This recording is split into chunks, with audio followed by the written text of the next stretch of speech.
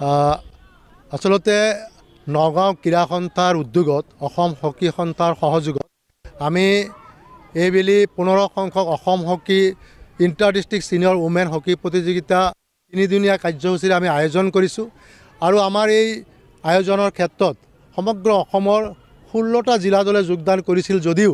অৱশেষত মুঠ 14টা জিলা দলে যোগদান নিশ্চিত কৰিলে আৰু এই প্ৰতিযোগিতাৰ মাধ্যমেৰে এটা শক্তি আমি দেখা পাইছোঁ মহিলা শক্তি যি শক্তিয়ে সমগ্ৰ অসমত হকীৰ প্ৰসাৰ আৰু প্ৰচাৰৰ ক্ষেত্ৰত আগবাঢ়ি আহিছে আৰু মই আশা কৰিম যে এই ৰাজ্যিক পৰ্যায়ৰ প্ৰতিযোগিতাখনিৰ জৰিয়তে অসম হকীৰ যিটো মূল দল ৰাজ্যিক দল আজিৰ এই প্ৰতিযোগিতাৰ পৰা নিৰ্বাচিত হ'ব আৰু এই নিৰ্বাচিত দলটোৱে অহা 2 তাৰিখৰ পৰা হাৰিয়ানা পঞ্চকুলাত যি উমেন নেশ্যনেল চেম্পিয়নশ্বিপ হ'ব তাত ভাগ লোৱাৰ সুযোগ পাব আৰু মই ভাবোঁ যে নগাঁও ক্ৰীড়া সন্থাৰ সভাপতি ডাঙৰীয়াই এটা সুন্দৰ সিদ্ধান্ত ল'লে যে হকী আমাৰ ৰাষ্ট্ৰীয় খেল আৰু ৰাষ্ট্ৰীয় খেল নগাঁৱত ৰাজ্যিক প্ৰতিযোগিতা আয়োজন কৰিব লাগে আৰু আমাৰ ক্ৰীড়া সন্থাই নগাঁও ক্ৰীড়া সন্থাৰ সমূহ সদস্যই ইয়াক আদৰণি জনালে আৰু আমিও অসম হকী ফালৰ পৰা নগাঁও ক্ৰীড়া সন্থাক এই সুযোগতে ধন্যবাদো দিছোঁ যে নগাঁও আমাৰ হকীৰ জন্মস্থান আৰু এই জন্মস্থানতে হকীৰ প্ৰচাৰ আৰু প্ৰসাৰ যথেষ্ট আছে আৰু যোৱাবাৰো নগাঁও দলটিয়ে এটা সুনাম অৰ্জন কৰি আনিছিলে আৰু বিশেষকৈ এই প্ৰতিযোগিতাৰ মাধ্যমেৰে মহিলা শক্তিয়ে অসমক এটা শক্তি দিবলৈ আগবাঢ়ি যাব বুলি মই বিশ্বাস কৰোঁ।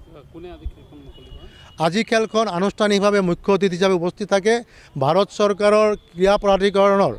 আমাৰ স্পৰ্টছ অথৰিটি অফ ইণ্ডিয়াৰ উত্তৰ পূৰ্বাঞ্চলৰ নৰ্থ ইষ্টৰ যিজন খেলো ইণ্ডিয়াৰ ইনচাৰ্জ আমাৰ ভাৰতীয় প্ৰশাসনিক সেৱাৰ এলাইড ছাৰ্ভিচ শ্ৰী অন্যান্য শৰ্মা ডাঙৰীয়ানীয়ে আৰু তেওঁৰ সৈতে উপস্থিত থাকে আমাৰ জিলাৰ অতিৰিক্ত আয়ুক্ত আমাৰ দেৱহতী বৰা ডাঙৰীয়া আৰু আমাৰ কৰ্ণেল NCCৰ কৰ্ণেল অক্ষয় দাসকে প্ৰমুখ কৰি অসম হকীৰ সমূহ বিষয়ববীয়াসকলৰ উপস্থিতিত আমি নগাঁও ক্ৰীড়া সন্থাই এই প্ৰতিযোগিতাখনি আনুষ্ঠানিকভাৱে উদ্বোধন হৈছে আৰু এই প্ৰতিযোগিতাখনি 3 দিন ধৰি চলিব আজিৰ পৰা অহা দেওবাৰে সামৰণি পৰিব আৰু দেওবাৰে আমাৰ ফাইনেল খেল দিনৰ 1:45 আৰম্ভ হ'ব আৰু মই আশা কৰিম যে ফাইনেল খেলৰ এটা তুমুল উন্নতপূৰ্ণ খেল অনুষ্ঠিত হ'ব আৰু উন্নত দল দুটিয়ে ফাইনেলত উপনীত হৈ অসমখনৰ এটা শক্তিশালী দল হিচাপে চিহ্নিত হ'ব। নহয় পোনপটীয়াকৈ কোনো চেম্পিয়ন দলে যোগদান নকৰে ইয়াত সকলো দলৰ পৰা যি ভাল খেলুৱৈ আছে সেই খেলুৱৈসকলক নিৰ্বাচন কৰিহে অসম দলৰ আমি নিৰ্বাচন কৰা হ'ব।